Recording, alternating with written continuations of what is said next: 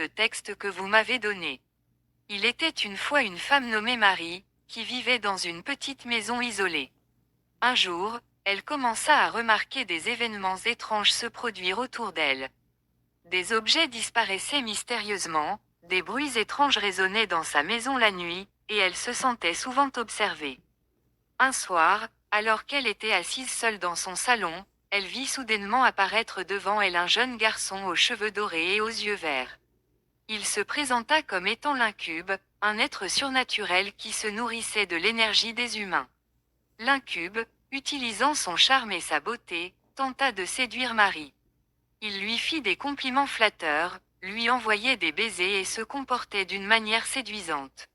Mais Marie, méfiante, ressentait que quelque chose n'allait pas. Au fil du temps, l'incube devint de plus en plus agressif.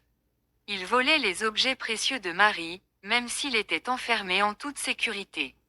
Il la battait violemment, laissant des marques sur son corps qui disparaissaient mystérieusement peu de temps après. Mais ce n'était pas tout. L'incube jouait également avec les nerfs de Marie en prenant sa petite fille et en la déposant sur le toit de la maison ou en la cachant sans lui faire de mal. Ces actes cruels causaient une grande détresse à Marie, qui ne savait plus comment se protéger. Malgré toutes les persécutions, Marie trouva la force de résister à l'incube.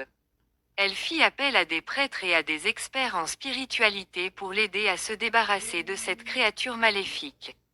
Finalement, après de nombreux rituels et prières, l'incube fut repoussé. Marie retrouva la paix dans sa maison et put enfin vivre sans la peur constante de ses mauvais tours.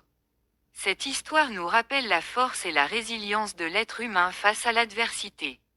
Marie a réussi à surmonter les épreuves causées par l'incube grâce à sa détermination et à l'aide des personnes qui l'entouraient.